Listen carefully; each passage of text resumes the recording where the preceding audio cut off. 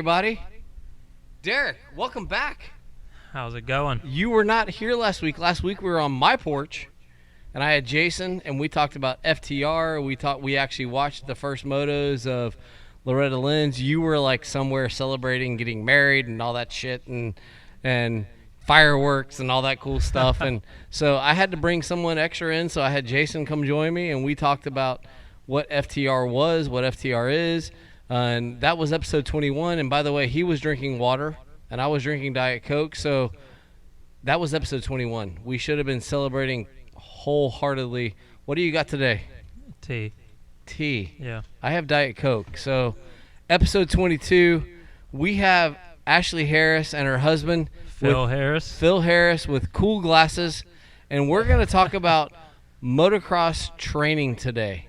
We just finished a debacle of Loretta Lynn's.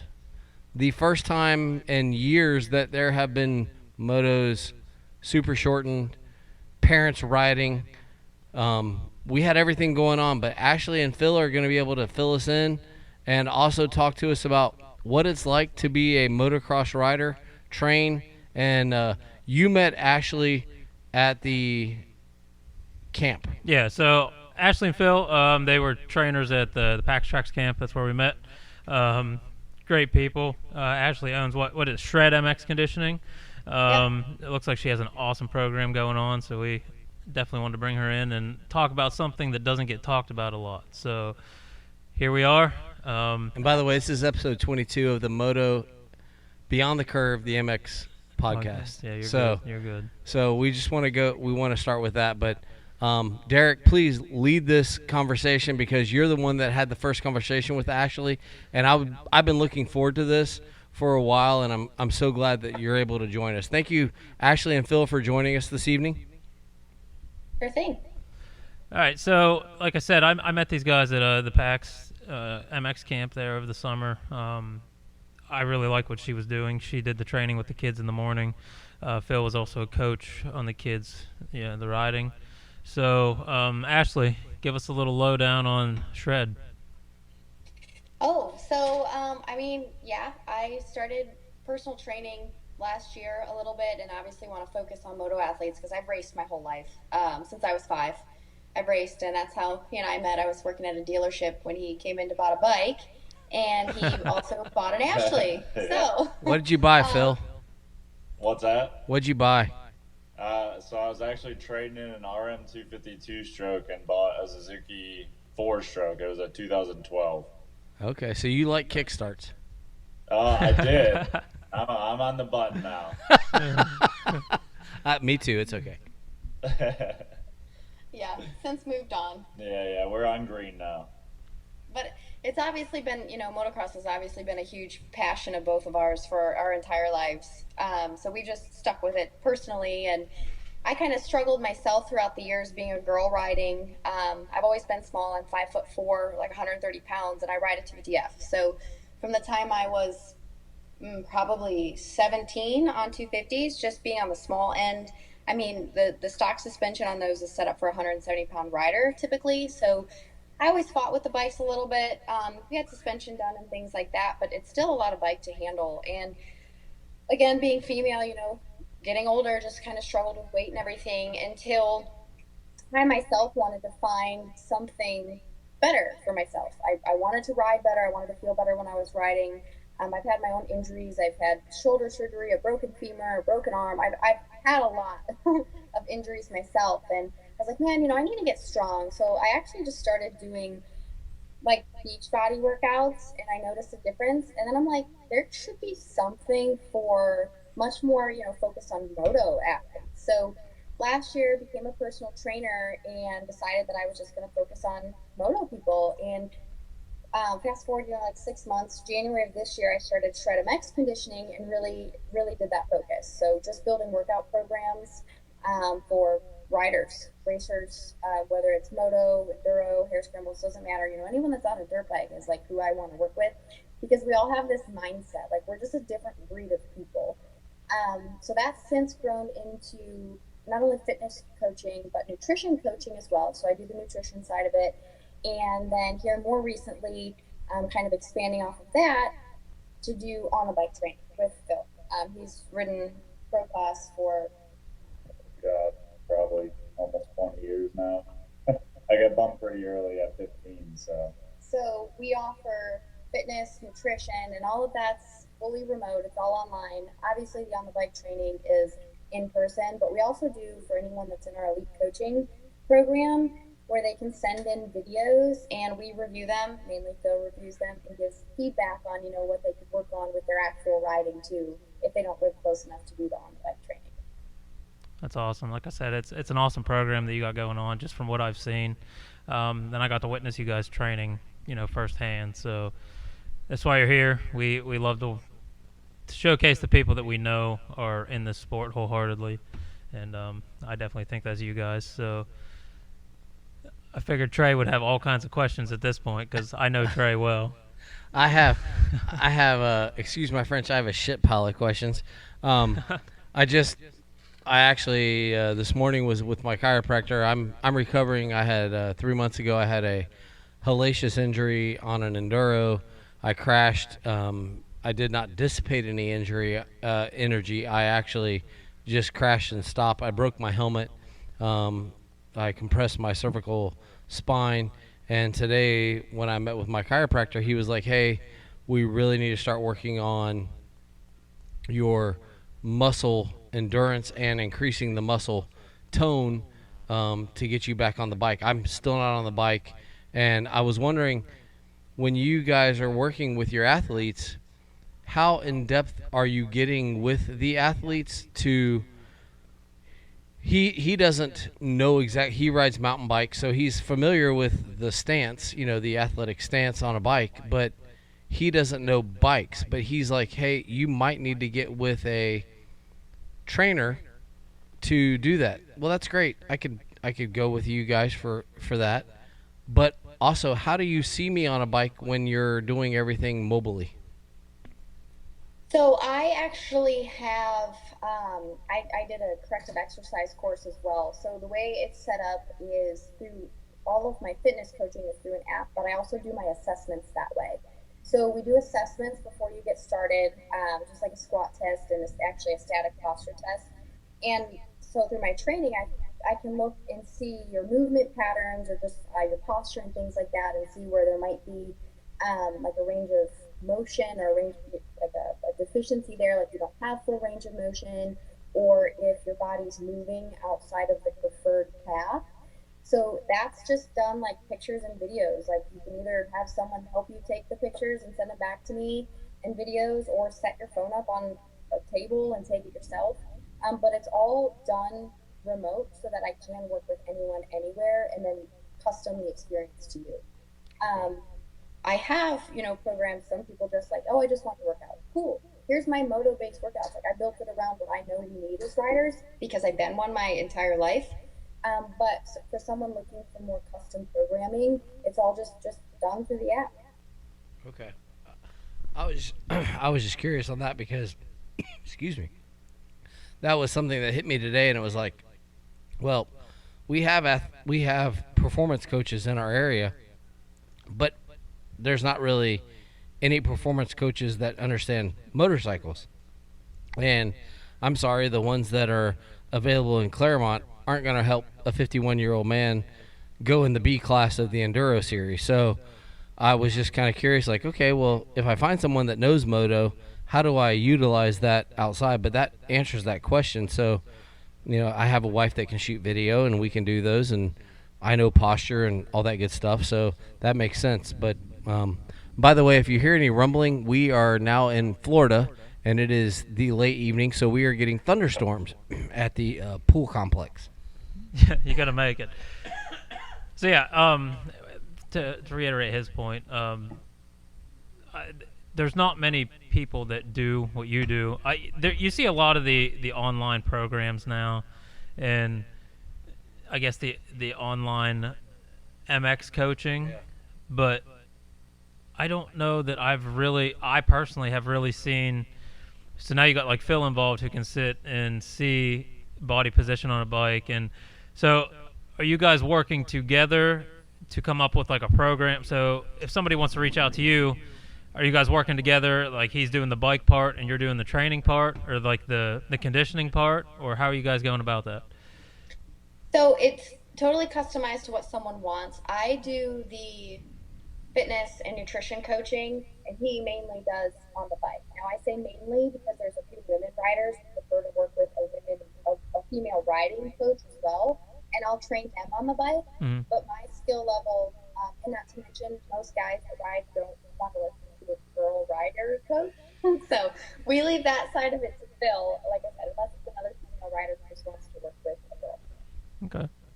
Yeah, and I think like what you guys are kind of asking on my side of it, it's a lot more on the bike in person, where she's like her stuff's a lot more remote, Yeah. online and everything.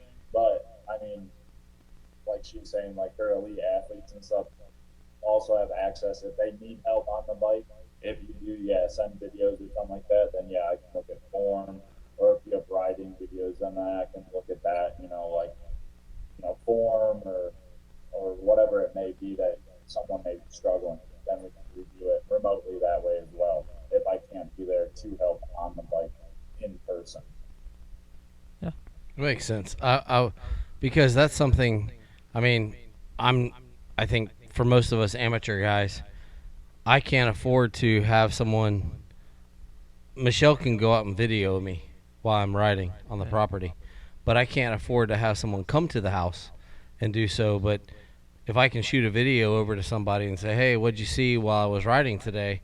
They can look at that. Diet, exercise, that's pretty simple. Ashlee, how much do you get into the overall movement of the body and what that body looks like on a bike? With the fitness programs? Yes, ma'am. So mainly, like I said, before we get started with any fitness program, we go through like movement assessments to make sure we look for any deficiencies or range of motion issues.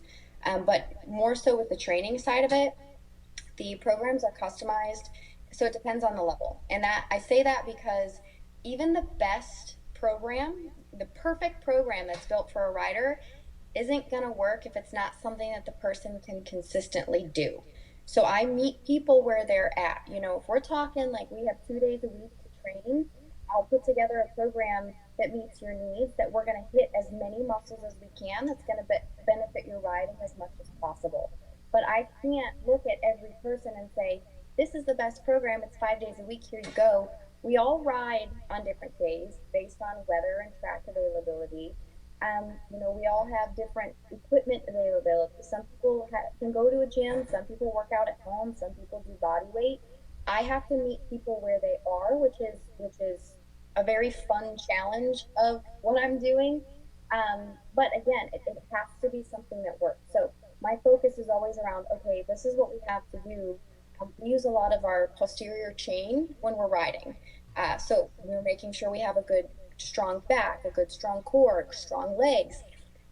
Several of the men riders that I've been working with, Phil included, because he doesn't have a choice, he has to be with it, are very lackadaisical when it comes to training their lower half. Guys don't like to train their butt and legs. So I've got him training his butt and legs because it's very important for riding. That's our base of support.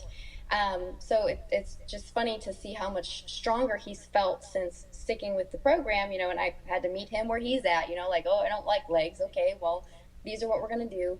And he's actually got no ACLs. So Oh, wow. Okay. he tore one, had it fixed, retore it. And then that was when he was younger. More recently, since we've been together, probably within the past, 3 years? Yeah, I think it was the beginning of 21. He tore it and decided not to have it fixed, and has since fully recovered and gained strength in his legs because of the program I've had him following. So again, I had to meet him there and make sure he was doing things appropriate for him. Not a doctor. I don't have any type of medical degrees, and that's totally up to him. I was like, if we need to fix it, we need to fix it, but do you want to try? And we got all clear from his doctor. They're like, yeah, do what you can on it. And his doctor even said, well, you're not going to really, like, you can walk on it, but you'll not ride. And I mean, he rides every weekend, twice a week sometimes. Like, we've got it strengthened enough for him to be fine. So I think David Villeman rode for years without an ACL. Jason Thomas rode for some while. So it's all about if you can handle that pain at the beginning and then riding through. But it was interesting to hear you say meeting riders where they were or where they are, because I think for a lot of us, like, I know that at 51 years old, I can't touch my toes, and I'm currently going through rehab right now for the injury, and I'm meeting with my doctor and going through rehab, and he's like, hey, I want you to work on this, and then we're talking about these things, and with someone in your riding side that can say, hey, this is what I see. You were talking about that posterior chain, which in the motocross side, if you look at Jet Lawrence currently, we all are amazed at what he does on a bike. He's not the most chest fit man in the world, but on a bike, he is so solid and smooth and centered. And that video that came out a couple weeks ago with him getting kicked, and the bike got kicked completely to the right, and he just rode it out in the center. That posterior chain exercise that you're talking about, do you see that modern motocross changing with that kind of fitness? Because for years we had Ricky Carmichael that was you got to die to ride, and now you see Jet going to the smooth is efficient. What's your thought process on that? I mean, as cliche as it is, it just depends on the person. So if I can see them ride, it definitely is helpful.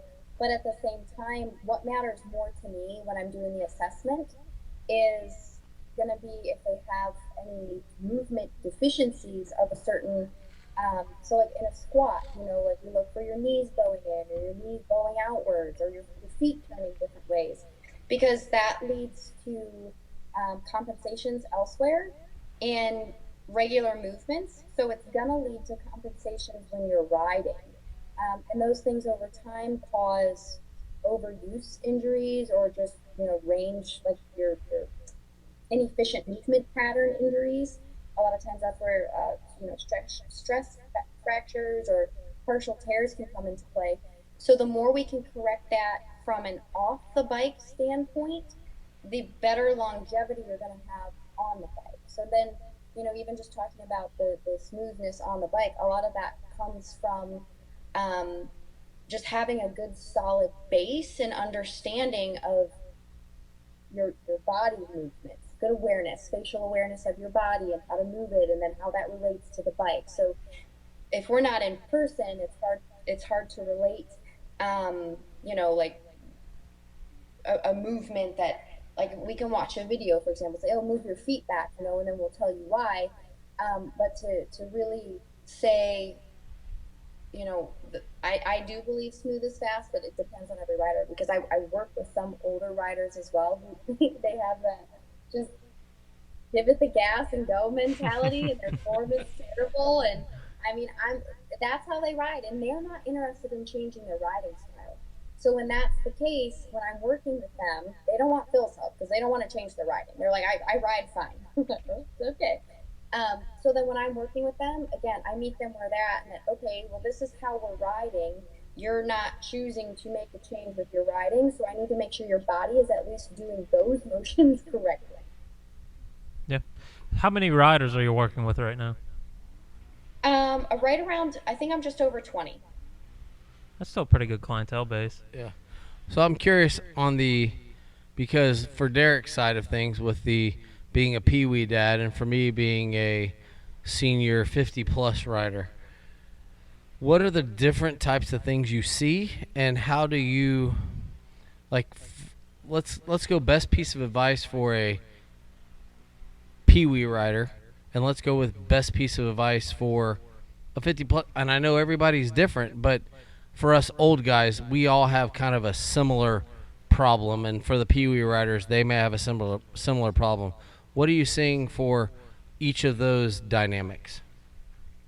So on the peewee side, to be honest with you, 10 years of age and younger, I'm a hard no for training. They still need to have fun. If you start anything very specific with moto training, they're going to get burned out. And even at age 10, it really depends on the kid.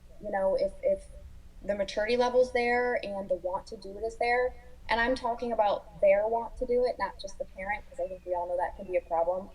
Thank you for um, saying that. I yes, appreciate that. yes.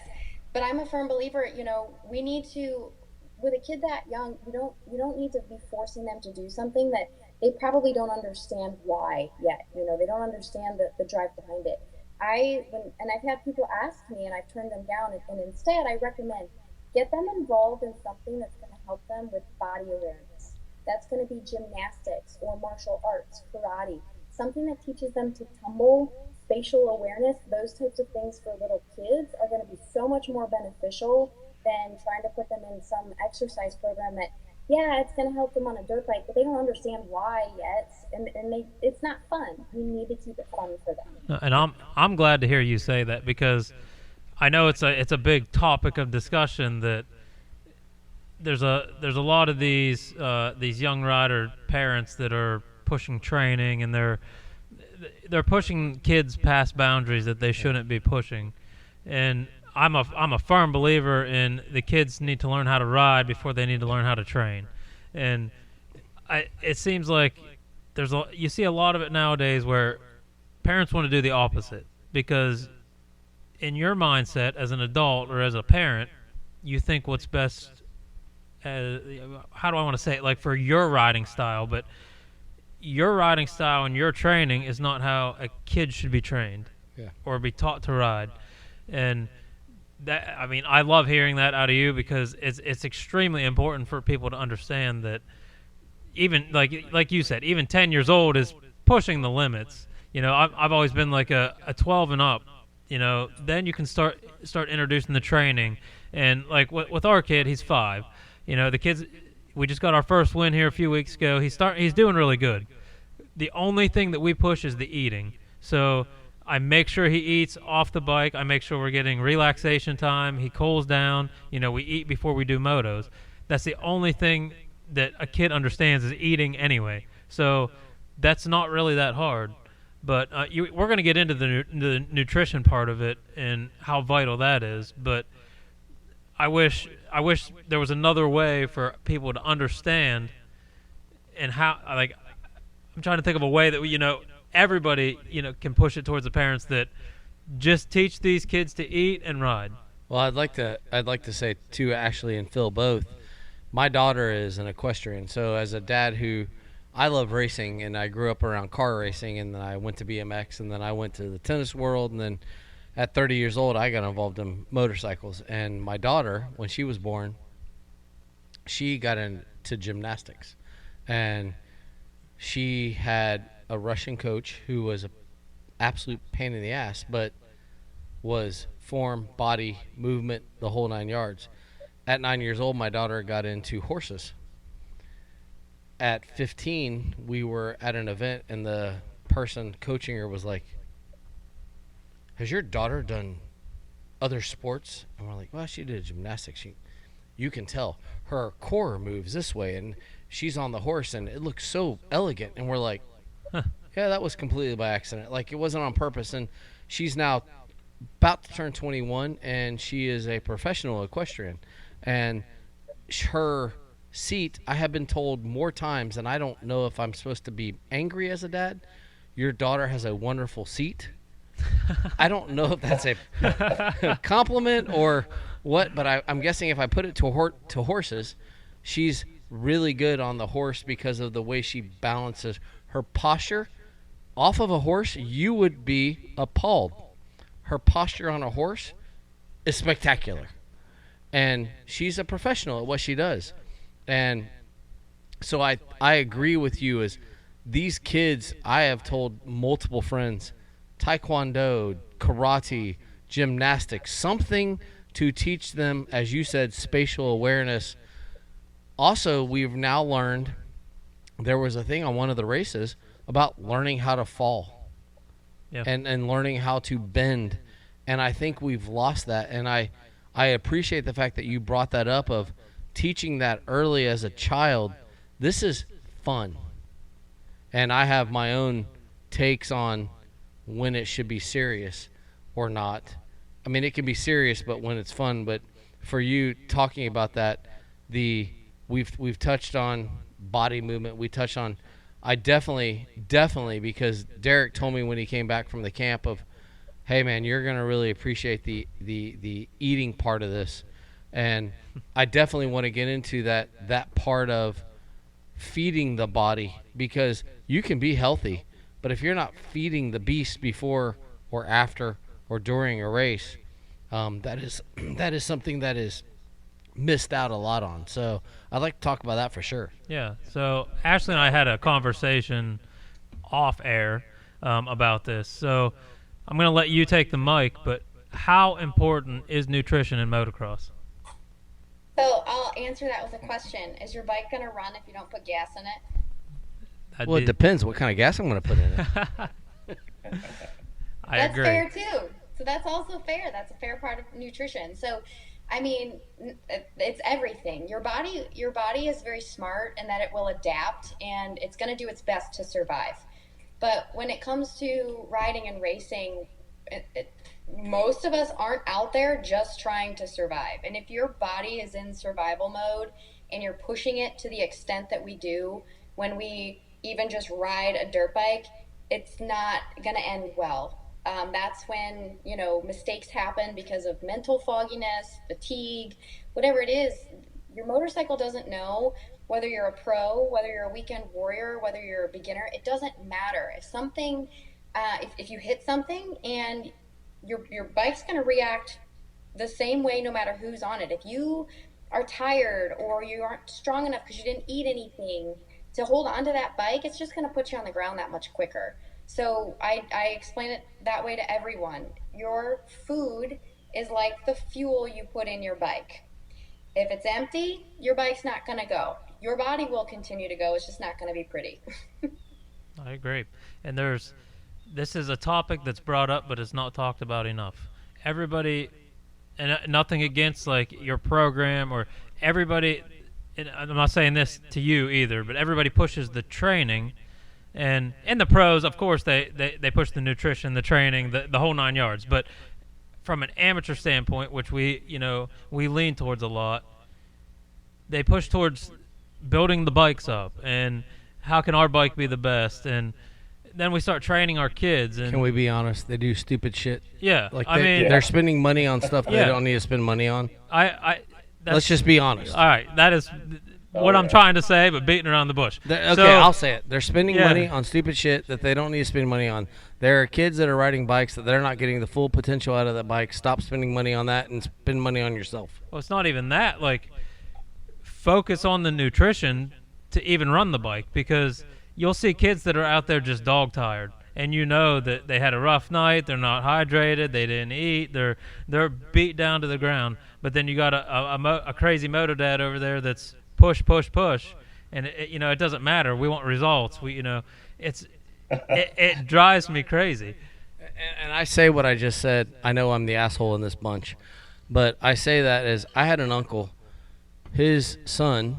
The whole reason I got into motorcycles is my nephew rode for Amateur Suzuki. He was a CB rider back in the 90s, and during the 90s they were doing cryo on engines. They were literally cryoing as amateur motocross racers. They were cryoing engines. I don't know how much that cost. I don't know why. For C and B riders, there was no worry about what Ashlee has to offer or Phil has to offer of positioning on the bike, or it was, we're spending this much money. Oh, by the way, we bought you this FMF pipe. Sponsor shout out, FMF. I love your pipes. We're buying FMF pipes. We're doing this. We're doing all this. Oh, by the way, we cryoed your engine. You better freaking win. And it's like, okay, if they're not fast, I don't care how fast you. If you put me on Chase Sexton's bike right now, I'm gonna suck. Yeah. Because I can't compress that suspension if I tried. Have you ever? Ashlee, Phil, have you ever walked up to a Supercross bike and tried to compress the suspension?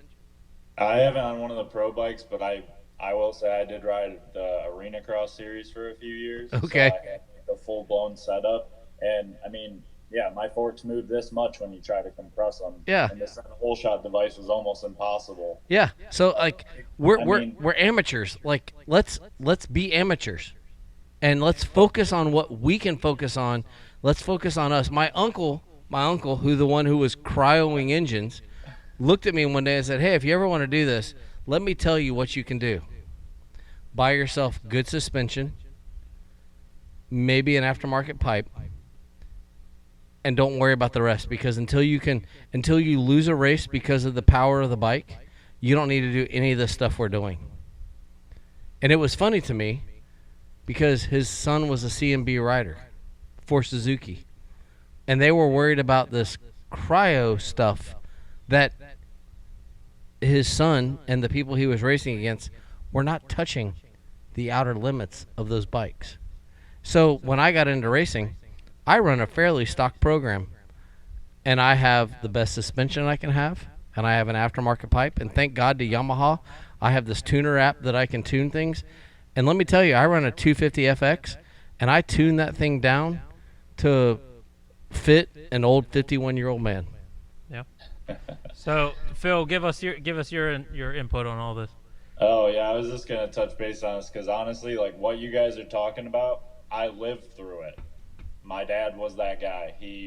We had the mod, we had the mod engines. We traveled to do all the nationals and all that, and me and Ashley talk a lot about this because I mean, up until she really got heavy into learning all of it, I was terrible. I'm the guy that doesn't eat at the races, and I struggle to eat and all that. So it's like we would get up in the mornings to go racing. My dad would, wake me up, no time to have breakfast, so we'd stop at the gas station to pick up something, and it might be a muffin for breakfast in the morning, which is terrible fuel. So I'm running off of pure sugar. I might have had brought something for lunch. Otherwise, we're at the concession stand eating, hot dogs or hamburgers, something greasy. And you know, I I was a good rider, but I struggled because I would struggle with energy all day. And by the end of the motos, like the last couple motos of the day or something, I'd be pretty zapped just trying to run off of nothing. And I didn't know any better. We had good bikes, we had good suspension and all that. But like you said, motors, we were doing it all, trying to figure it out. I mean, I'm riding almost every day of the week and then racing on the weekends, trying to figure out how to go faster. And then here, it's like a lot of it could have been a little bit of training and a little bit of nutrition, and I could have gone way further.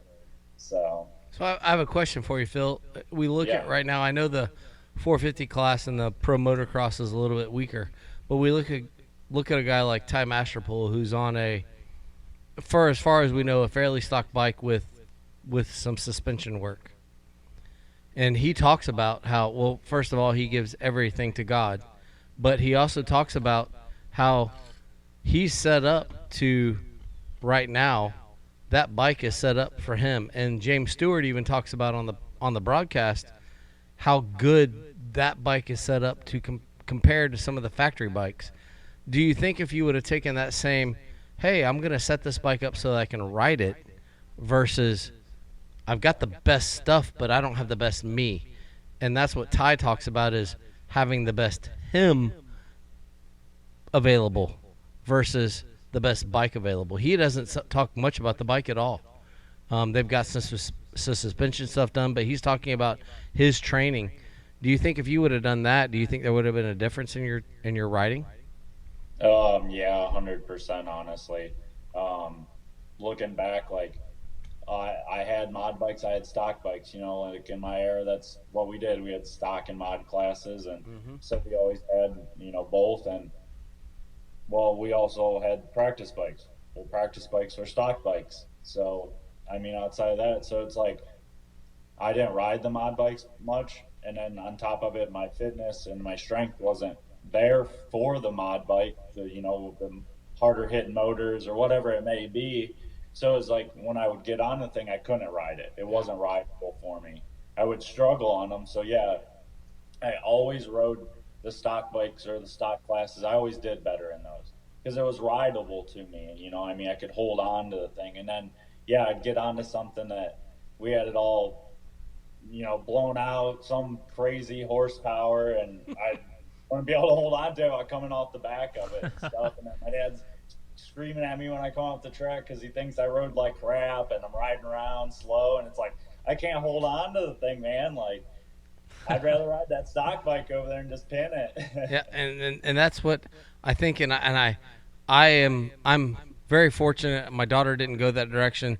Horses are kind of their own thing, but I will never forget that advice from my uncle of like who was in this deeply of like literally they were friends with James Stewart and that crew and he's like, yeah, we're crying when, but I'm just telling you, if you decide to do this, just do this. And Ashley, on your side of things, is there a way like for the weekend warrior, and I mean weekend warrior of, let's say the guy that finished 25th to 42nd at Loretta Lynn's or myself at 51, is there a way for us to take the power that we already have? Because the modern bike, we all know, I mean, I'm riding a 2021. Derek, you have a 2020, I think.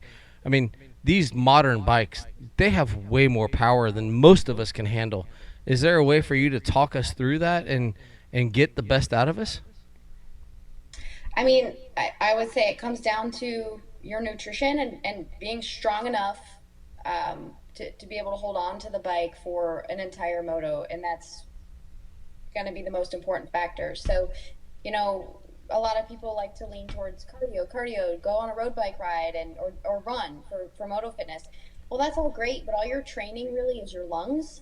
And if you can breathe well, that's great. I mean, breathing definitely has to do with how much energy you expend. But if your actual muscles are not able to endure holding on to a motorcycle for 4 to 6 laps, it's not going to matter how good you're breathing. You're still going to get tired. You're still going to lose control of the motorcycle.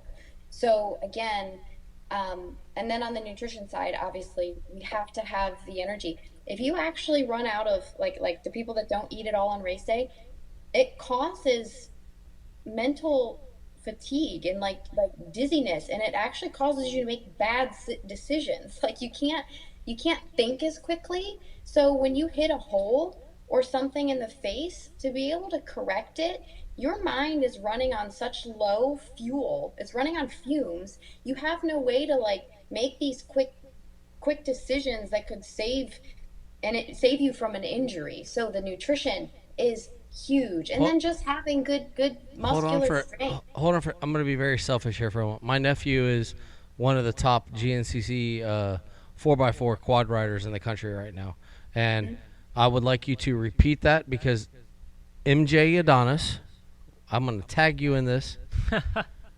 He Get he called out. he struggles, and it's not because I'm digging on him. He's actually very good. He's also very skinny. You've met him, but he struggles emotionally or something to eat properly before his race.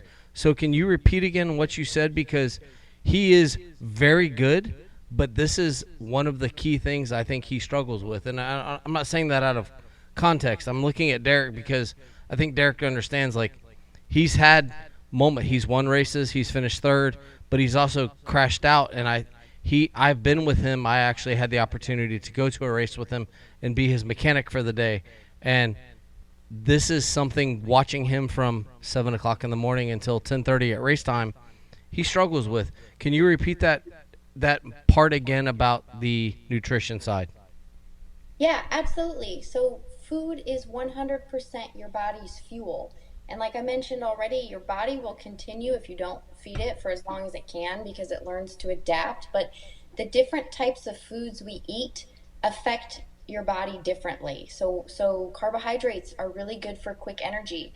If you don't eat anything and all you're operating on is, let's say, your fat stores, your fat is your low and slow, steady burning fuel. So yeah, that's going to allow you to keep on in a marathon. You know, you can go forever on your fat. However, when you need to make those super quick decisions, whether it's the hole in a face or coming into a corner and there's six different ruts to pick and you got to pick one, you need the quick energy fuel. If you don't have that, The mental fatigue a lot of times is what gets people. You know, these are split-second decisions that we have to make when we're racing. If you don't have the mental clarity to make those decisions well, it's going to put you on the ground. This comes into my next question. So we're talking about nutrition. You wake up race morning. What is a good breakfast, lunch, mid-moto, and dinner to you? Like what is essential? Oh, and I want you to answer that, and then I have another question because I'm the old man off-road guy. So I'll just run you through what like we eat, and I feed him. I just make him eat what I eat. You sound like my wife. Eat this, you'll be fine. Yeah. I need it. It's okay. Because he does struggle to eat on race days. So I've had to learn. I can eat anything. I'm the person. It's like 90 degrees outside, and I'm eating cottage cheese because it's good for me. I don't care. Like I know it's fuel, and that's how I look at it. So this is one other thing I'll say before I tell you my race day food. We have food that we need for fuel and food that we want. There's two separate categories. We need to mainly eat to fill this fuel category. The food we want, yeah, we can have that sometimes, but this doesn't really do anything for us. This is just because we want it. Two separate categories. So, race day food. We get up, we have a toy hauler now, we love it, so I can cook. Amen to that. Amen to that. If I can't cook my own food, I am a mess. Like, I am not good because I can't get the food that I know I need. So, toy hauler. We get up, I make us both, we each have 3 scrambled eggs, just a little salt, pepper, cooked in real butter. We do real butter, not margarine, not the fake stuff. I appreciate that. Yeah. And then either like a piece of toast with butter on it, and we try to do rye toast, whole grains, not whole wheat, whole grains, or fruit, or fruit. But we want to make sure we get protein, which are your eggs, and carbohydrates, which would be your toast or your fruit, and then your butters, your fats. So a good balanced meal there. And then, so that's breakfast probably at like 6:30 or 7 before we get going. And then we want to make sure around 10 o'clock, like no matter what's going on, that I'm getting some type of carbohydrate in us, because your carbohydrates, again, are your good energy source, your brain fuel. So we're looking at, sometimes it'll be fruit. We'll do yogurt. I make these little oatmeal bites that just have oatmeal, like old-fashioned oats, peanut butter. They're basically just little energy bombs. So want some energy around 10 o'clock, carbohydrates. Noon, it's just something simple. And this also depends on how busy our schedule is. We both race 2 classes when we go anywhere. So sometimes we live at the gate for all day. Yep. And getting food is difficult. So if we have time, it's usually a sandwich, turkey sandwich, cheese, lettuce, tomato, maybe a little mayo on some good bread, with a side of, I'll do cottage cheese. He might do yogurt or something. Just something, protein, carbs, fats. If we're super busy and we don't have time, we'll grab the protein bars if we have to, or a protein shake. Something, again, that's got good substance to it, your protein and your carbohydrates. So that's lunchtime. And then usually we won't eat again. I mean, unless it's a long day, maybe a snack, try to grab some trail mix or something. But after riding is also super important to start the recovery process. So if you've had a good hard day of riding, you want to make sure when you're done that you're getting carbohydrates to replenish your energy stores and protein to start the muscle repair process. So it's when I do it, it's so normal to me now, I don't think about it, but it's a very structured process in my mind that I've taken a lot of time to figure out. Yeah, that's great. And so I seen you mention a thing about keto, and that's like the new in thing. But for our sport, it shouldn't be the in thing. So tell us about that, because I know like these new diets are always, there's a new trending diet all the time. But for our sport, it has its own specific way of things, because if not, I mean, you're going to fall on your face and it's never going to end good. So what does keto do, or what doesn't it do for our body and or the mentality in the sport? So I'll start by saying people just like new things. So anything that's new, they're going to try. Correct. And that's kind of what my thought was with keto. And I did a very loose keto. I didn't actually make sure I got into ketosis. But I read a book called Good Calories, Bad Calories. And it's all science-based. They have all of the references in there. But it's basically talking about how carbohydrates affect the blood sugar levels in your body and actually block you from burning any type of fat stores. Because carbohydrates are your body's primary source of energy. That's what your body prefers to burn for fuel. So if there's any carbohydrates in your body, it's going to burn that first. Again, blocking any fat burning happening. So I'm like, oh, like I want to burn fat. I don't want to have this fat on my stomach anymore. Like, I'm just going to cut carbs. Like, it's a keto thing. I'll do this. Okay, so, and I was also working out a lot, every day of the week on top of riding. And this was before my own studies. I was just like trying things. This is the learning process. So I started doing this, and I started like, there would be times that we'd go riding, and like the first time I'd go to get on the bike and swing my leg over the bike, I'm like tired. I'm like, I didn't even ride yet. So then I'm like, oh, well, maybe I'm working out too much. So I backed that off and still felt like just lethargic and just not good. Like I didn't have good energy throughout the day. So that's like what kind of started me, like, it's got to be the food thing, right? So I started studying all this, got into like certifications and everything through NASA. They're great for sports, everything.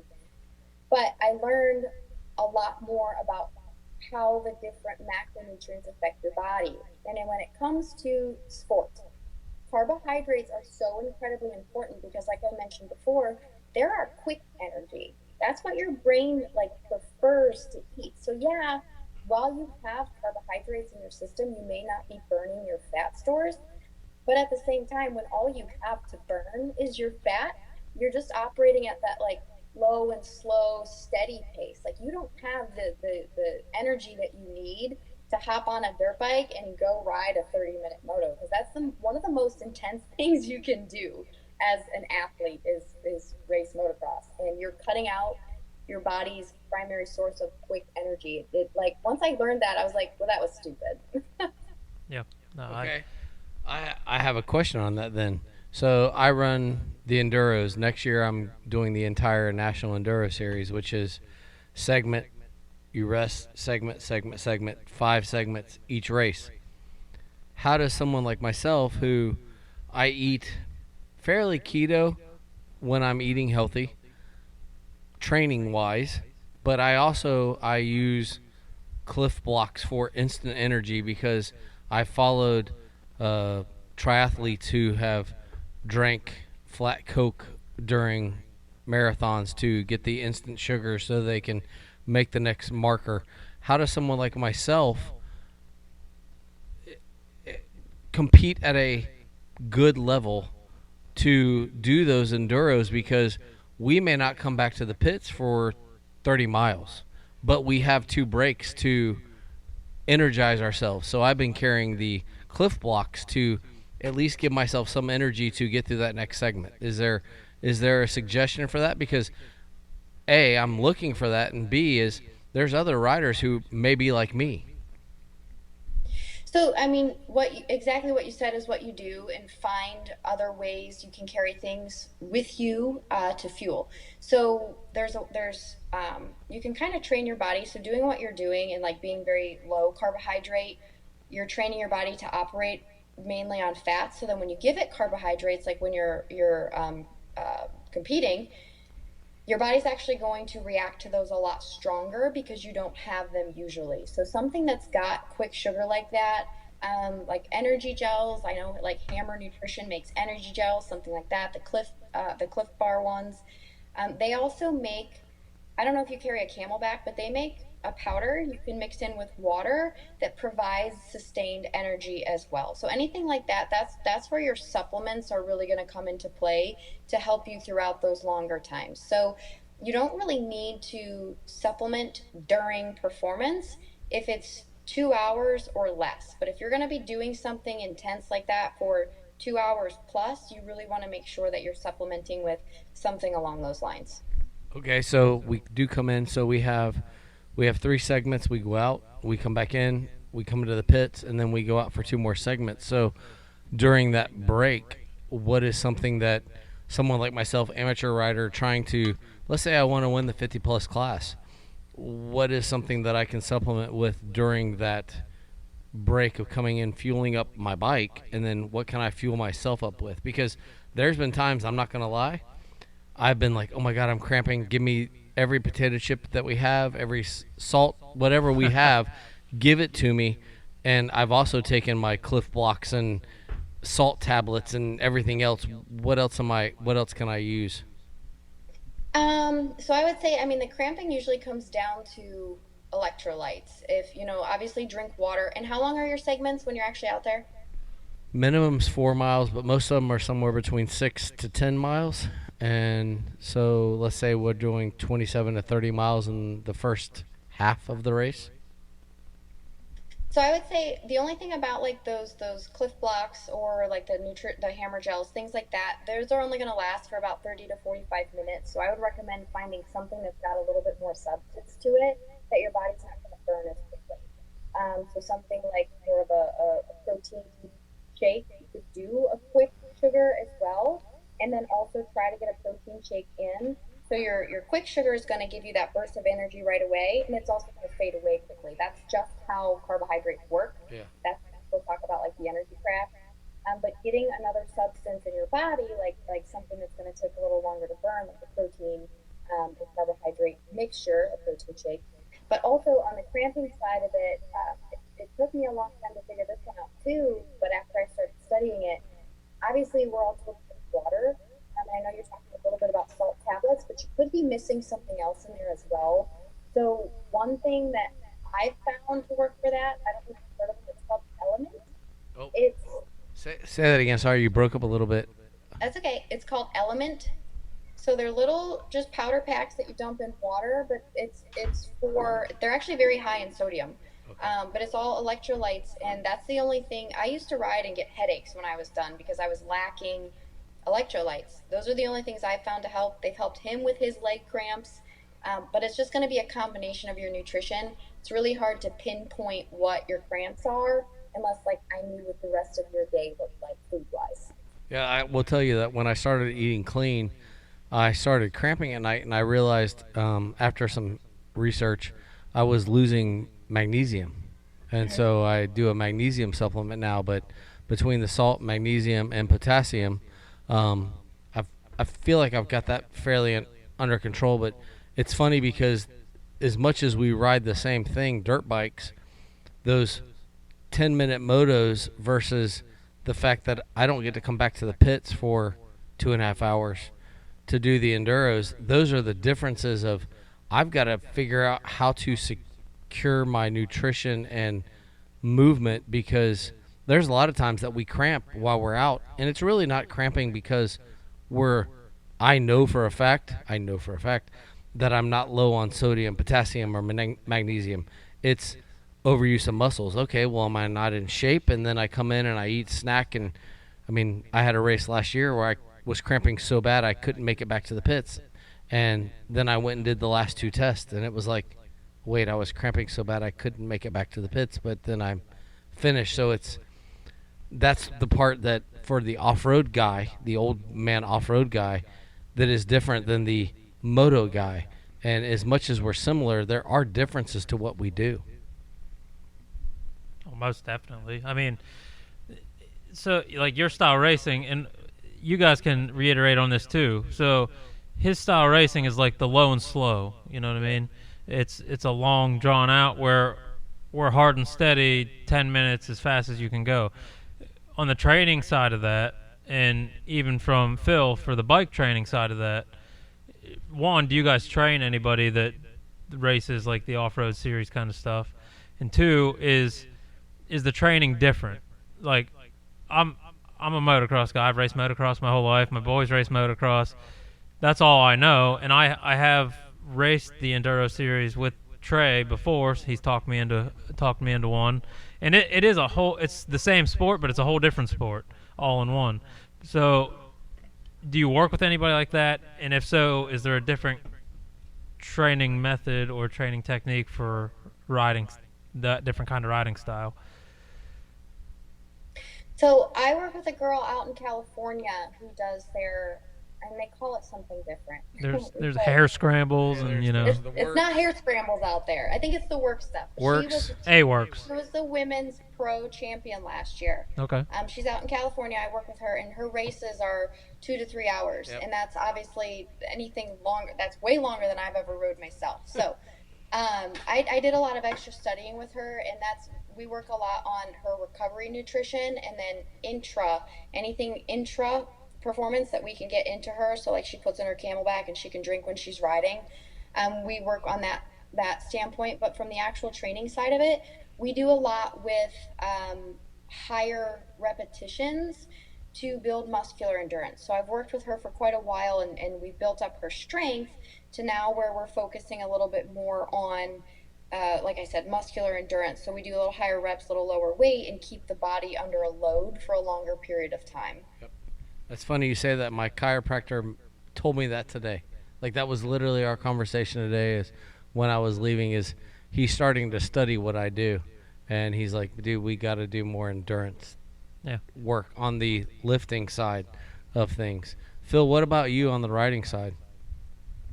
I mean, on the riding side, I haven't worked with any like too many people off road wise. It's mainly just motocross right now, Okay. so I don't have too much of touch with that.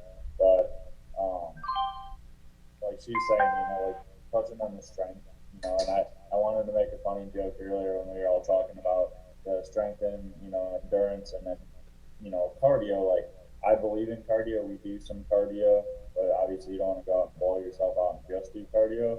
But what I was gonna say as a funny was, at the end of a race, you do 4 or 5 laps, you're blown out, you fall down, your lungs aren't picking that bike up. Your arms are picking that bike up. Exactly. So if you're not strong, at the end of the day, you don't have that fitness and the strength. You can go out and pedal. I don't care. You can pedal 100, 200 miles, whatever you want. It's still not going to help you. Yeah. You got to be strong too. No, yeah, and even in a like motocross, you guys know this very well. You go down, and it takes everything out of you. Yeah. You're in the middle of a race, you go down. It takes strength to get back up, and Oh yeah. without that strength, you will see guys sit there and struggle. And if they still got a kickstart, kicking your bike over is a living nightmare if you go down in the middle of a race. Well, I don't care if you have a button. If you have a button and you've fallen, Yeah, it's miserable to get back up. There's still a level of stress. I look at my heart rates on my Garmin, and when I have fallen, and you can see the heart rate spike with me just sitting there trying to hit the button. Yeah. And it's because at that point you've lost control. Yep. And I think, Ashlee, you can probably talk about that on the data side of a racer being in control is something that they really appreciate versus being out of control of being stopped. And you were talking about working with the lady off-road out west and that side of things. And I appreciate the moto side a lot. I mean, that's how I prefer to practice versus going off-road to practice. But on the moto side of things, when you're dealing with that lady off-road, what are you looking for on heart rates and workload versus someone that's going out to do a 4-lap moto? What are the differences of that training program versus a 4-lap sprint type mentality? So you have to think about it, especially when it comes to, like heart rate. You have to think about it in terms of, as well, your breathing. So the heavier your breathing or the higher your heart rate, they go hand in hand. That's the more energy you're burning. So you can only sustain, let's say, like a max heart rate. That's typically between 90 to 100% of your max heart rate. Anywhere in that zone, you can only sustain that for a few minutes. So while a 4-lap moto, we can be super intense and have a more elevated heart rate, you only have to sustain it for maybe 10 to 12 minutes. So we can be exhausted at the end of it and be fine. When you have to sustain riding for hours at a time, we have to be able to manage our heart rate at a much lower level, which a lot of that comes down to managing your breathing. So if you can, and the way it starts is you breathe in through your nose and out through your nose, and that keeps your heart rate as low as possible. Once you start elevating your physical activity, you start to notice now you're in through your nose and out through your mouth until you're full on mouth breathing. When you're mouth breathing, like panting, can't have a conversation, can't even respond yes or no, like heavy breathing, that is the most amount of energy you'll be expending, and you can't sustain that pace. Your body won't. You'll pass out. So when we're training for something, and she actually struggled with that for a bit. Her first lap out there, she said her nerves would get to her, and she would get like kind of out of breath. I'm like, we have to learn how to manage the nerves, because that wasn't even from a fitness side of it, just a nervous side of it. That will also cause your heart rate to spike and cause you to burn more energy. So all the way around, whether it's fitness, nerves, whatever it is, you really have to learn how to manage your breathing, and find, like a good mental space to be in. That way you can manage your heart rate and burn less energy. Okay, that makes sense.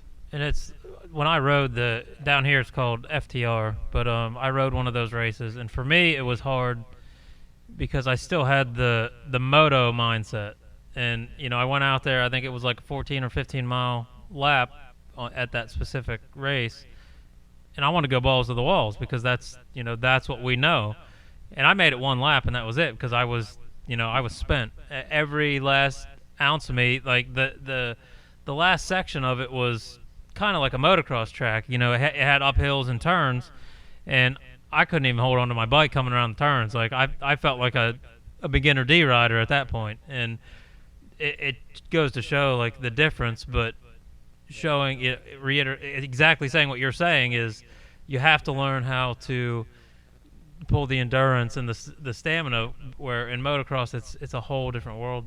Yeah, and I think one of the things you talked about, the nose breathing and calming yourself, we can take that to the 30-second board at your local motocross race, or hey, you've got 1 minute to go until your race. That is such a hard process because we all get nervous. Are there some tricks, or because whether I believe in my fitness, and for years that was my go-to, my last lap was always faster than my first lap, and whether you're a motocross guy, you get that board goes up and you're like, oh, the shit's about to hit the fan. For you as a trainer, how do you get me to calm down to realize you're just doing everything we've trained you to do? So I work with people on that side of it. I off of like a race weekend. So I have like breathing and meditation exercises actually built into the program to practice that. So I'm a firm believer, we don't want to try anything brand new on a race day. No food, no different stretches, nothing. Because if you're not already practiced doing it, it could affect you weird, and we don't know. So I have them built into the program. Let's, just try to get into like a meditative state for 5 minutes. So then when we get on the gate, and this is what I try to translate to people, we need to kind of find that and we need to practice it so that we can do it when there's a lot going on around us. But we need to be able to tune everything else out when we're sitting on the gate and get into that state of breathing in through your nose and out through your mouth, and just really focusing on keeping your heart rate down and just focusing on you. That's the best thing I've found to this point to help people on the gate, because like you said, everyone gets nerves. I get them myself, but if I can take a second, and you have to remember to do it, so that also helps. Like when there's one thing you work on today. Think about this on the gate. Take a second, 2 seconds, and just breathe. But really like grounding yourself and reminding yourself that, this is all things that we've practiced. Another thing that he's a big advocate for reminding people of, and it helps too with the people I train, is taking a big breath in the air on a jump. So pick a jump on the track. That's my jump. When you get in the air on that jump, I need you to remember and then go. Like you have to reset every now and again. If you make a mistake, take a breather and then go. Like don't get so worked up about it. Oh my God, and I gotta go. Like stop, reset, take a breath, go. Yeah. Is that kind of like pulling the tear off? Like when you see guys, pull the tear off, and that's like, at that point they're relaxed, because you're not thinking about pulling a tear off when you're not relaxed. Yeah, and so on the line, and Phil, I'm going to ask you this afterwards, because you were a big rider, still are, but in a big situation, I guess any race in general, it doesn't really matter. People have nerves at all races, but when the board goes up, my thing was I would stare at the gate. That's all I would do. I would stare at the gate and I would breathe. I'd look at my corner and then I'd stare at the gate, and that always calmed me down. It took, if you can centralize your vision on one thing, that's what always worked for me. You just, in through the nose, out through the mouth, couple times, and then the gate drops. So, like for Phil, what works for you on the gate? Kind of like you're talking about, honestly. Like, so yeah, once the board goes up and everything, I try to zone everyone out. I try to treat it like I'm the only one there, like no one else is around me. Yeah, same thing. Couple deep breaths, and then once the board goes sideways, it's just all focus on that gate. Like I don't hear a bike, I don't hear nothing. It's just me. That's exactly how I am. I swear there's never been a race that I heard another bike around me on the gate, ever. It's just all fog and that gate right in front of me. Yeah. So like I'm sorry. Go ahead. Like she was saying though, like I'm on the opposite side. Like I can breathe fine on the gate. I don't get so nervous that I can't breathe or anything like that. I'm on the opposite side. Like I'll get out there and get an intense battle, and we'll be 3 laps in, and then I realize I haven't been breathing at all. Same way. I'm the same. I'm getting gassed. So like I try to push that to the riders I teach, and then I push it on myself, is to, whether it's a few jumps, a few spots, it might be a straightaway, a corner, whatever works for you, somewhere you can relax. Like I'm big, like a lot of people have commented on it, and I have pictures of it. It almost looks goofy, but when I get in the air, my hands release. I have pictures where my hands like almost not even holding on to the bar, and that's me taking a breath, relaxing my arms. Like I've never really struggled with arm pump because I relax in the air. Yeah, that must be a nice feeling, because I have struggled. I mean, with the off-road side, we're literally bouncing through trees the whole time, and I have tried. I started getting to the point that I would sing songs that kind of, because if you're singing, you have to breathe while you're singing. Yeah. So I would get to the point, calms you down. and I would get to the point that on hare scrambles I started doing that, but on enduros I haven't gotten to that point yet, and that's going to be something I'm going to have to learn this year, because when we start, it's not like we start and we go through this open field and then we go into the woods. We start in the woods, and you start and you're in it, and you might be in it for the first 2 miles, and then you get an open section. Well, after 2 miles, you're already screwed if you're tight. So I appreciate that, because the breathing part, and one of my mentors, the guy that was on the podcast last week with me, he's like, dude, you've got to learn to relax. Well, if you're not used to that stress, it's hard to relax in those moments. I agree, and I'm the same way as you, Phil. I don't loosen my arms, but I loosen my legs in the air. Yeah. So people have asked me my entire riding career, why do you throw one leg back when you jump? Because that's when I am loose. Like that's my opportunity to loosen up. It's just something that I learned as a kid racing, that if I can throw one leg back, whether I'm throwing a whip or not, even straight, like my one leg would be back, and it's pretty much touching my back fender because it's just loose. Everything is loose at that point, and then I'll put it back on right when I'm going to land, and it takes weight off of you. And you can't really explain it, but you explain it with your arms. Like it's a chance to recoup yourself, even if it's just for a split second. That little bit of difference is huge. Yeah, for sure. Oh yeah, just a little reset and get yourself going again. Yep. For sure. So yeah, this is I love having this conversation, because it's something, like I said, it doesn't get talked about very much. We're always talking training and pushing training, but to go in depth, it's not something that you hear typically on any of the other podcasts. It's always about the riding. It's always about the. And we have moto dads, like moto moms, pushing their kids and doing this, and my wife pushing me, and it's like, what are you doing wrong? And we've done this, and it's one of those things, like I think Jason Thomas puts it best when he talks about on his podcast of the physical side of motocross, off-road, whatever you want. that is completely under your control. Yeah. How you handle it is something that may be out of your control. But as Ashlee and Phil both said, it's if you train it, it can be under your control. But the physical conditioning side, you're getting paid to be in good shape. And how you ride that way is kind of under your control. And I think that's where Ashlee, Phil, other coaches can come into play of, hey man, like this is where you are, but we're also egotistical. We want the best of what we think we can do when maybe we're not there yet. And how do you work with that rider that may be a C rider who thinks he's a B rider? And I'll say that I am a slow B rider. I am AMA. I'm a B. I'm not a B, but I have to race against the Bs. Yeah. So how does maybe let's take me 27 years younger, and how do you help me become?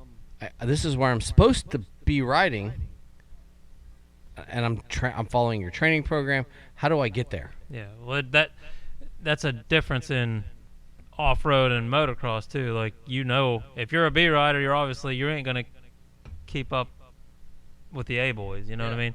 So, for her to answer this question specifically, if you got a rider that wants to be, who is a B rider, who wants to be an A rider, or wants to get to the next step, how do you push towards that, or how does your program get them to that point? So I'm going to ask, for one, what they're struggling with when they're riding now. Usually everyone almost always answers, well, I get arm pump or I'm gassing out. So then those are the problems that I focus on.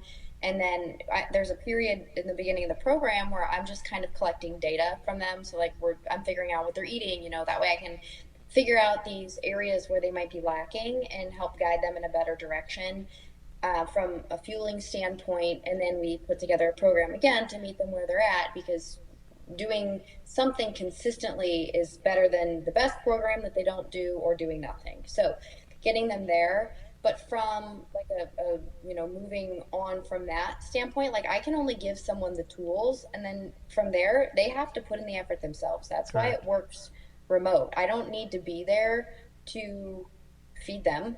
Here's what you should be doing. If you don't do it, that's your own choice. It's the same thing with the workouts. You can say you do them. The only person you're hurting if you don't is you.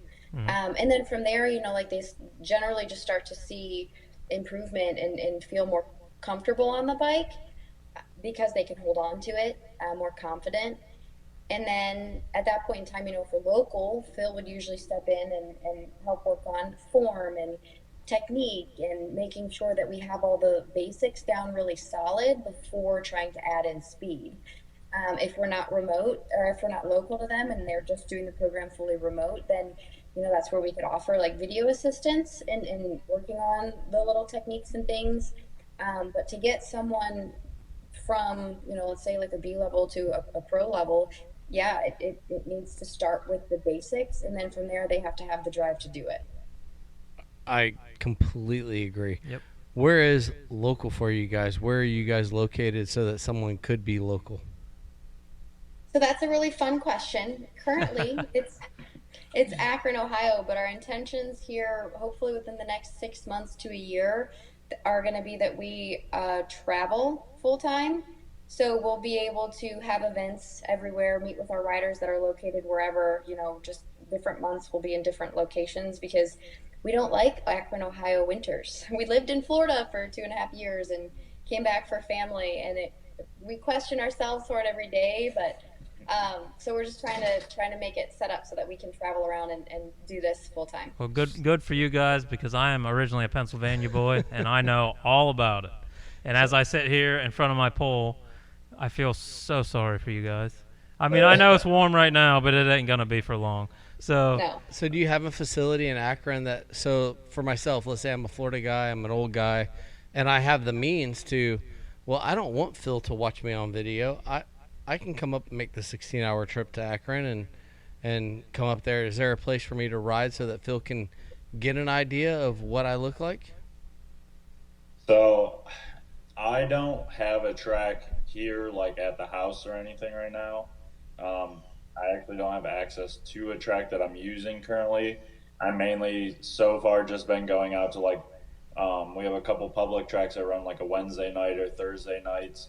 I'll go out there and meet with someone, do some like one-on-ones. I am currently in talks with like a couple of the track owners to do some weekend events, like where I can do like classes. Um, I mean, if it came down to it, someone traveled that far, I do have access to a track at my dad's still. It's about an hour away. I mean, I can make some things happen, but as far as like right now, no, I don't have a personal track that I'm using for training. Okay, because I was just curious because some of us old guys, we have means, we just don't have coaches. So, Right. and some of us, I mean, like myself and my wife, we don't mind a road trip. And I mean, we don't mind a road trip either. That would be the nice thing. That's the other part of if we can get to where we can travel, like there's a good chance that the winters for 2, 3, 4 months, we may be in Florida. So someone like you, I could easily come hook up with a couple of times throughout the winter, and we could work on some stuff. And then, if you're coming up north in the summer, and we're up here, or we're down in the south, yeah, we could hook up that way, easily as well. So I'm building it to that point where I will hopefully have tracks to use in different areas. And that's awesome because on this podcast we like to dive deep into the business of motocross because there's a massive business around what we do, and everything we do, it's still professional, amateur. There's still a lot of businesses that go into what we do, so it's another thing that doesn't get talked about a lot is everybody wants to talk about race results and racing and the different tracks, but that's why we had CJ on here after the camp, and we talk about the business, the people like you or the podcasts like us or the track owners like CJ or somebody of that nature that do this every day. Like, this is what we do. Yeah, we still ride. Like, that's our fun, but there's still work involved to make any of this happen. Somebody has to work on the bike. Somebody has to manufacture parts. Somebody has to build bikes. People have to work on tracks. It's something that it's just not talked about a lot, and that's we really like to dive in deep to that, and I love hearing that you guys are going to get out of Ohio at some point, but Yeah. we'd love to have you down here and actually do this face to face and catch up on it sometime. That would be awesome instead of FaceTime. Do you have any? Yeah. Do you have any? Whether it's manufacturer or nutritional sponsorships at this point that you'd like to tout? I mean, we just have all of like our moto sponsors. I actually don't believe in. I was kind of partnered with a company on the supplement side of things, but I look at that like it's a conflict of interest. So I don't really believe necessarily in partnering my business, like the shred, especially the nutrition side of it, the fitness side of it. We're talking about clothes or like workout equipment, whatever. But on the supplement side of it, I just feel like that's too. It puts too much into question whether I would be recommending it because it's paying me commission or it's actually good for you. So I actually stopped that here recently. It's not worth it for me. So, and I want to be able to recommend whatever I truly use myself and feel is going to be the best thing. And sometimes it's from different companies. So Are there and since you've said that, I agree with you. I use some off-brand stuff that I have had really good luck with, but for your side, is there any good companies that you have nutrition? Because we all know Hammer, we know Rhino, we know all those different companies, but are there some that you say like, damn, these are pretty good, like they actually have good stuff because you're in the business? I've had good results off of my completely amateur studies of them, but is there something as a professional that you've had good luck with? yeah, absolutely. So aside from Hammer Nutrition, we do have a few of their supplements. I also use First Form products. They have a lot of different flavors of protein powder. And then you can kind of get into the nitty gritty. They have one that's like a meal replacement protein shake versus a post workout, and we could have a whole discussion on that. But they also offer collagen protein, which I'm huge on. And you can look at First Forms. You have to order it. You can get it from Amazon. You can get it on Prime. Not First Forms, but there's one that's called like Bulletproof Collagen. I'm such a big supporter of encouraging people to consume collagen protein any way they can, because that actually helps with your ligaments, your tendons, any of your soft tissues in your body. It helps those get stronger. It's not, to get on the science side of it, it's not a complete protein. So we want to make sure, like, if we're counting that towards our protein, our grams of protein for the day, we're eating it with something else that's protein based. But mainly, I recommend it to people who ride, because all of our soft tissues are at such a risk when we hit the ground. That is, I'm actually studying the collagen thing right now, but you said first form, and Andy Frisella he runs a really good podcast too on the business side of things, which is ironic in the fact that you mentioned that, and it's something that we talk about on the racing side, and he's involved in auto racing. So it's funny that you mentioned that, but yes, the collagen protein is something that, as I've gotten older and I'm outside a lot, and it's something that you don't realize, oh, well, it's just collagen. Who cares? That's something women should take. Derek, you should be taking collagen too. Thank you. I will do that. But this to me is what stands you out from everybody else. You're not branded by any means. And I know a lot of these moto trainers are branded by some kind of brand that they're getting some kind of commission off of. And it's a conflict of interest of, are they training you or are they making commission off of that? And that has always drove me crazy. That these trainers will push these supplements that they might have only been in business with or partnered with for a month, but all of a sudden it's the best supplement on the face of this earth, and that drives me absolutely insane. And I love the fact that you're not branded to anybody, and you're not afraid to, I use this one, I use one from Amazon, for God's sake. And that makes a huge difference. And I don't want to downgrade anybody by any means, but I am the type that steers away from the branding and the finding somebody that is branded, because I want somebody more like you who is going to give, you care more about the training than you do what they're taking. This is obviously on the nutrition side, not on the. Correct. My son's sponsored by AOT. Yeah, correct. Oh, okay. Correct. I just want to make sure. Sorry. We are FMF people as well. Go FMF. I agree with you on that. I agree with you. Hey, they're big sponsors of the off-road side, so I kid with Derek, but yeah, I agree with you on that. But my mentor, Jason, he's one of those same guys, just like you guys.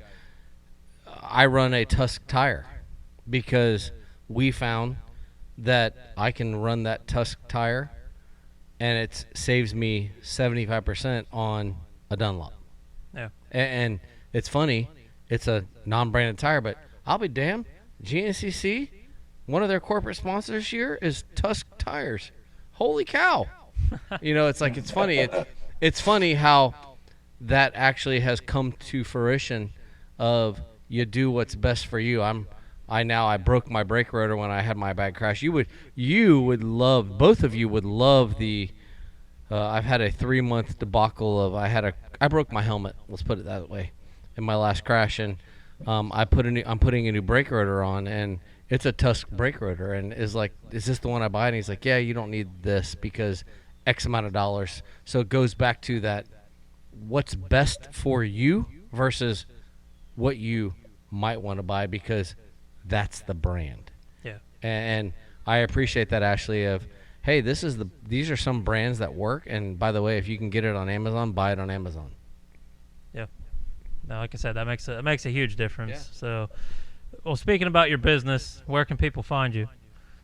Ooh, we are mainly on primary method of communication is usually just Instagram. It's shred_MX conditioning. Otherwise, just on my personal profile, it's Mrs.Harris779 or he's Factory Phil669. We're mainly, just on Instagram, and then email. I do have an email address for the business. It's shredmxconditioning@gmail.com. But when you spell it all out, you have to make sure to spell conditioning correctly, or I won't email. So just find us on Instagram. Yeah, Perfect. Easiest way. Are you taking on new clients? Yes. Perfect. Well, there was something Derek said you wanted to talk to us about. Did I miss it, or did we already talk about it? No, this is a different topic. Oh, never mind. Okay. But as far as we're getting into, we're ending up summer. Loretta's has just happened. I don't know if you're working with anybody. I guess the next big thing would be mini O's. Um, as we transition from the summer to the fall, as a general rider, whether I ride off road, motocross, whatever, and the weather changes and the time changes, what is something that we can all work on to make our winter and fall most successful? So, in my eyes, those are going to be two different answers because while we're riding, any of our focus is going to be on maintenance. We don't really want to, especially during a season like when we're racing, we don't want to be building muscle or overstraining the body. Our primary focus is riding. That's how it always should be. Any workouts is just a supplement to that. So once we get, through the rest of the season here, after I would say minios for those doing it, then we can really transition into more of like a strength phase.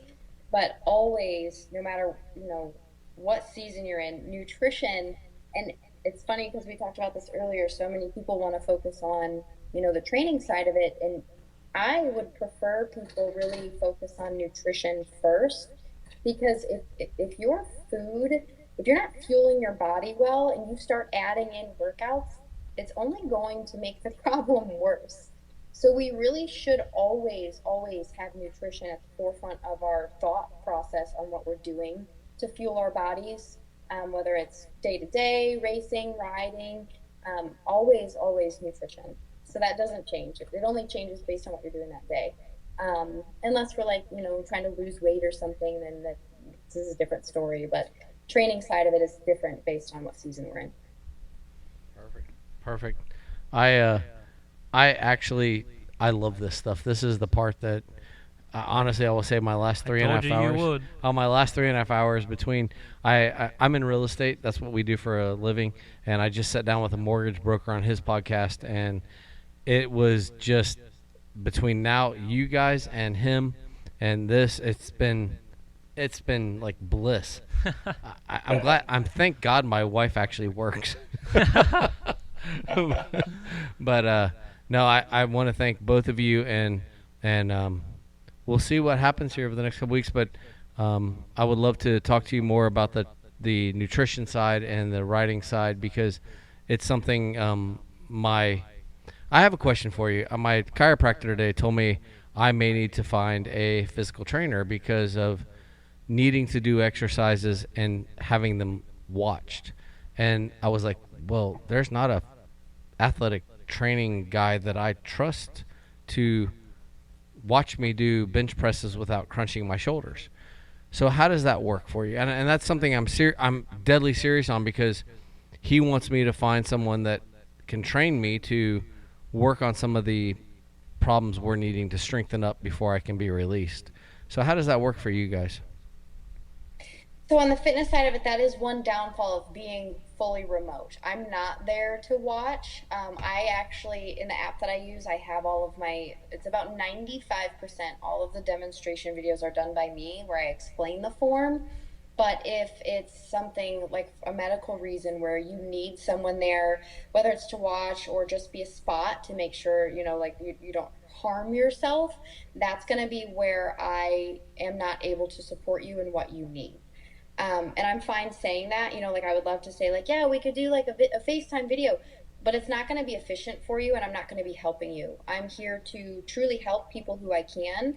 So in that aspect of it, I would say to find, I don't know, and I could search, and see if I know anyone down there that trains, but find someone that you do trust in the basic movements, and get their help with the basic movements that you need, and then transition into more of a moto-based program. Because my guess is anything that your chiropractor wants you to work on to have like a spotter is going to be just very basic, good, someone making sure you have good form on these basic moves. Oh yeah, for sure it's form.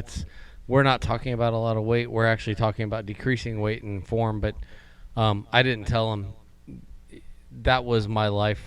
I was in college athletics for over 20 years, so my form I feel is pretty good. It's having the discipline of the program. And I will tell you, as an older person, that's one of our biggest things. We know to go work out. We hate making the workouts, and having someone be able to create those workouts. Now we may need help with some of us may need help with form, but others of us just need help with this is what you need to do. And if I can see you doing it, because you can look at data, you're in that industry, you can look at my data and say, okay, he's cheating, or he's doing this properly, or whatever, or he's not doing this, and we can adjust. But for someone like me, I'm probably more than likely, I would love to have that resource of, hey, this is a trainer I think you could use, but more or less it's, hey, I'm doing this, can you guide me along? And that's where I kind of am. And I think there's a lot of us, and especially in my world, that we've been there, done that. We just need the guidance of program. Mm-hmm. And on that side of it, I will say that's where I differentiate myself between like from a regular personal trainer. I'm a coach. I'm not just going to give you a workout and say, here you go. My programs, all of them include accountability. So depending on, and everything's customized to you, what you're looking for. With most of the athletes I work with, we do weekly check-ins. So you have to submit a form to me weekly and let me know how everything's going, and I can go back through your workout log and see it all. So again, you could lie and say you're doing it all, but the only person you're hurting is yourself, and you'd be lying to me. Yeah. So I would hope that, throughout the course of the week, you're like, man, I know I have that workout and I don't want to do it, but I know Ashlee's going to be looking at it, so I should go do it. You have to have a little bit of your own discipline to do it. But I do keep an eye on that, and I check in with my athletes weekly for that reason. Yes, here's a program laid out for you, but I'm not just gonna let you do it on your own and I'm not gonna do it this week. No, I'm checking in with you every week. And not to tout other programs, but I think some of the pro motocross guys have bought into the troll training program. Not that I'm not trying to tout another program, but I'm just saying there are guys that are out there on the road doing that, and Alex and his partner are not there every day. Those guys are either dumping their data in or sharing. And the same thing, there is as you said, Ashlee, there is a responsibility on the person doing the exercise. Self-discipline. If I'm doing this, I'm going to dump you my data. I know that Coach Rob, that's what when he works with athletes, he says, hey, I have access to your Garmin data. Well, I can tell you right now, you would have loved my Garmin data Sunday morning. You would hate my Garmin data Monday. But that's, if I'm willing to give you that access, I'm also willing to take the advice that you're giving me. And I think that's where, if you're really into that program for Phil and for Ashlee, hey, I'm watching your videos. I'm watching you do this. I'm looking at your data. This is where you are. And you're going to have to just be man enough or woman enough to say, yeah, I'm sucking right now. What can we do? And that's where the coaching part of both of you come into. That's what we're paying for, is that coaching side of things. Yep. I agree. Yeah, I love it. exactly. Go ahead. No, I was just going to say, yeah, exactly. And that's the differentiator, anyone, you could Google a workout program if you really wanted to. And there's AI things that will give you a workout program. But again, if no one's there coaching you through the process, you're losing that human element anyway, and probably not going to continue. No, I agree with that completely. That is one of the hardest parts from coming from the college side of things, where we had the resources available every single day, and my athletes, I didn't really have to push much. They had resources there, and that's where I appreciate something like you and Phil. And when I joked about driving to Ohio to come train, for, hey, if you can give me a couple hours and show me, if I'm up in that area and I've got a couple days to kill, why not come have someone look at me? And I know you guys want to come to Florida, and if you come to Florida, that's great. But as someone that just wants to be a little bit better, and that's all, and you know this, I mean, you guys both ride, you just want to be a little bit better. That little bit better could be a difference between a fourth and a third. And then it's the third and the second. And, I mean, I've only won 2 races. I've been racing for 20 years, and I've won 2 races. And let me tell you, those moments are exhilarating. Yeah. They're exhilarating.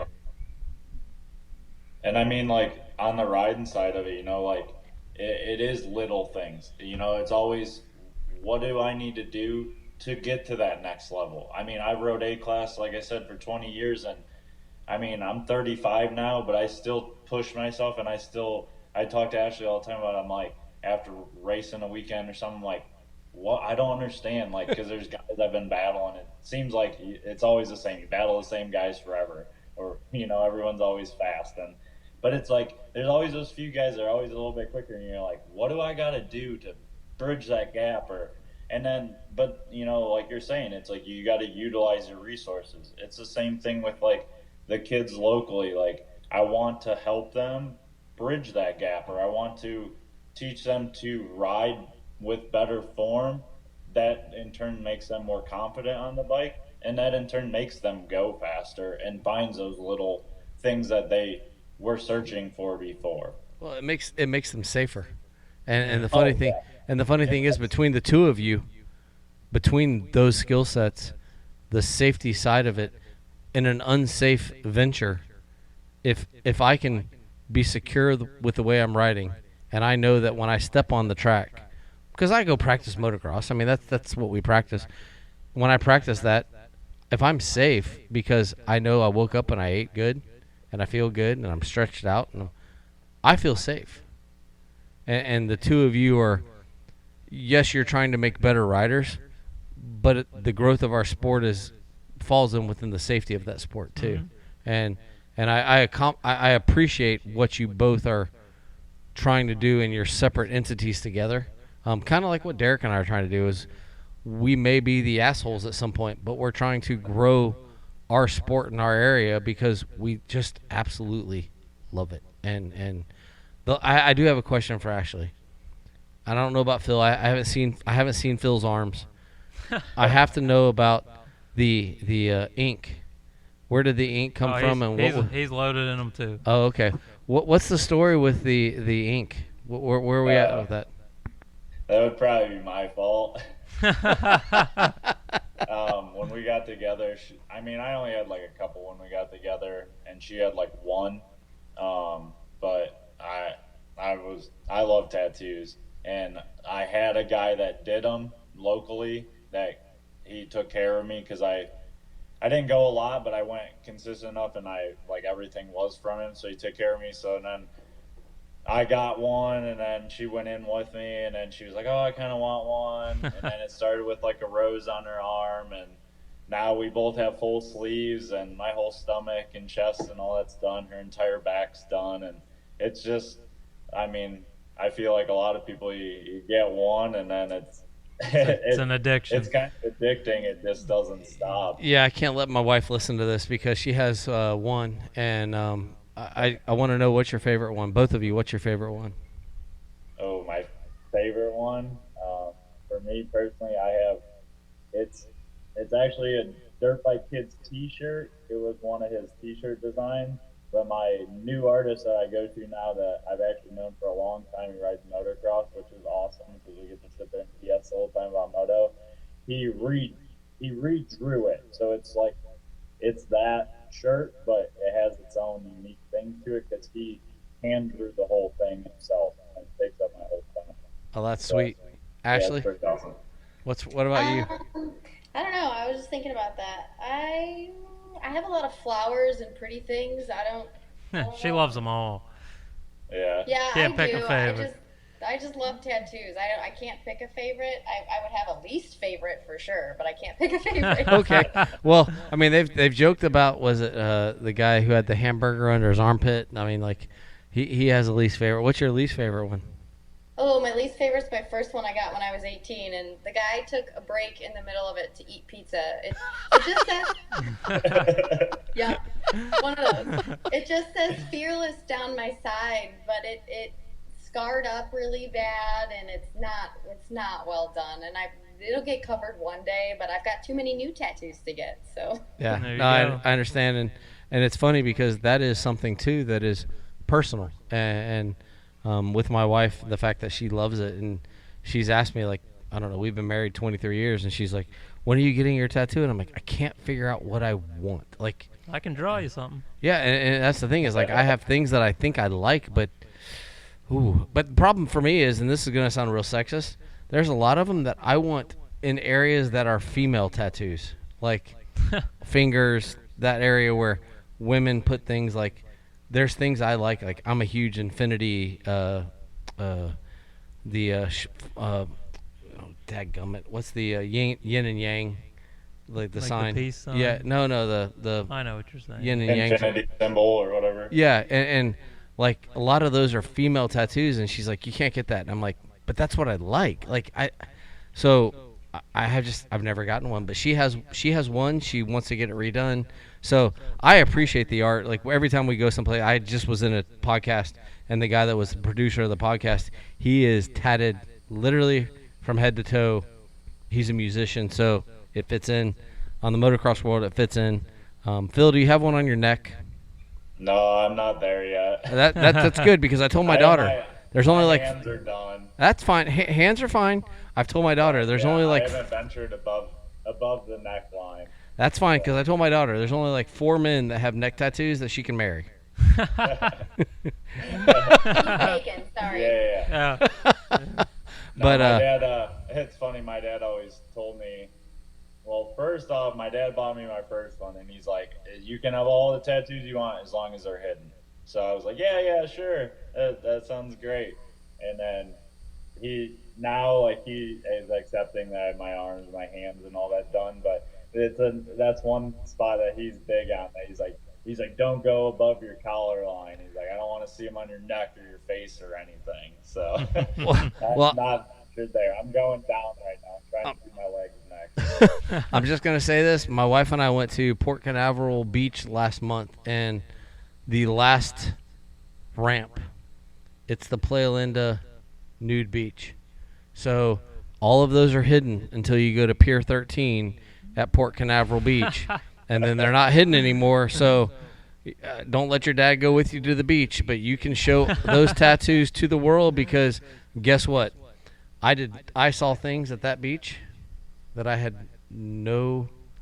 didn't want to see. It's always a party in Florida. Oh, good Lord. Oh yeah. Thank God. Thank God you can watch a rocket take off or you can watch a rocket on the beach. Your choice. Your choice. But no, I want to thank both of you guys. This has been educational, and I'm going to let Derek do some editing on this, and we're definitely going to promote you guys because this is something for amateur parents. That's everybody. Yeah, This everybody. is a very broad podcast, and it's something that everybody needs to hear. And Ashlee and I talked about this beforehand. It's something that's not talked about enough, and it's not educated well enough to the right crowd. So can't thank you guys enough for being here. You guys are literally like the package deal. You know, a training, moto conditioning, nutrition, ride training. It's the whole package deal. It was awesome having you guys. And anybody listening needs to give these guys find them on Instagram, Facebook, the whole 9 yards. I'm sure you will not regret it because, like I said, it's a program that stands out from everybody else. So Can I ask one more question? go ahead. Ashlee? Yes. Intermittent fasting when not racing. When not racing, you said? Yes. Yeah. It depends on your reason for it. Okay. So I do it because I feel good. I feel good, and I try to eat. If I do between 18 and 36-hour intermittent fasting. then I'm for it. It really comes down to why you're doing it. If it's a feel-good thing, absolutely, as long as you're getting enough food in you and the proper, macronutrient balance is there. Some people use it as a way to sort of reduce their calories if they only have, 6 hours to eat. They just don't eat as much, if they're trying to reduce calories or something like that. So I'm not against it by any means, but it depends on the reason for you. I've never fasted for a race, and I never will. But yeah, like I might fast 3 days before a race, but then I never fast during a race weekend. Like ever. I've never done it, and I won't do it because I just realize I am eating. There's a lot of caloric expenditure happening, and to fast is just kind of scary. But I just want to make sure because there are some professionals who intermediate fasting is terrible for you. And it's like, I don't know. I feel pretty good when I do it. And I don't skip meals, and I don't mean like I don't cut my calories. Like when I eat, it's broccoli and it's chicken and it's good steak, and I'm pretty low on my carb intake, but I get my carbs through fruits and vegetables and that kind of stuff. But I try to limit it. But I just wanted to know. I just wanted to know. As an old man, I just wanted to know. Yeah, just curiosity. Yeah, if you're just shortening the time frame you want to eat, as long as you're getting in the same calories, the same balance of macronutrients, in my opinion, there's really no reason to be like worried about it or anything. Just definitely not going to race again. Perfect. That's all I wanted to know, because my wife and I are all for it, and I just wanted to make sure we were going the right way. There you go. All right. Well, it was a pleasure. Yeah. Cutting it up 2-hour mark at this point. So Good. And we could go on forever at this point, but we got to cut it short, I guess. Yeah. But hopefully we can get you guys down here sometime. We'll do this live and see how the business is going and see where we're at. Yeah. Thank you both for your time. Really appreciate it. And Derek, great pull on the guest. I really appreciate it. Not a problem. And only the best. Thank you guys for joining us, and we look forward to doing this again sometime. Yeah, thank you guys. Yeah, thanks for having us on. We appreciate it. Phil, we love your glasses. Thanks. All right, guys. Talk soon, guys. Have a good one. Bye-bye. You See too. ya. All right, Derek. That was great. Damn good pull, man. Yep, it was awesome. Like I said, they're an awesome couple. I got the opportunity to meet them at PAX, and if you have the opportunity to train with them, I absolutely would, wholeheartedly. They're just genuine people, and it's hard to come by nowadays. So for episode 22, here we sit at the pool again. Awesome guest, awesome day. Yeah, the pool's nice. We had a little storm come through, but somehow we avoided it. That's right. But I guess this is it, episode 22. Derek, welcome back home. Oh, I'm so happy to be here. For Derek Schaefer and DBS Custom Fabrication and Handyman Services, and Trey Heath with Michelle and Trey Real Estate, thank you for joining us with our guests Ashlee and Phil and Harris, and thank you for joining us for episode 22 of Beyond the Curve, the MX podcast. Catch you on the next one. Bye-bye.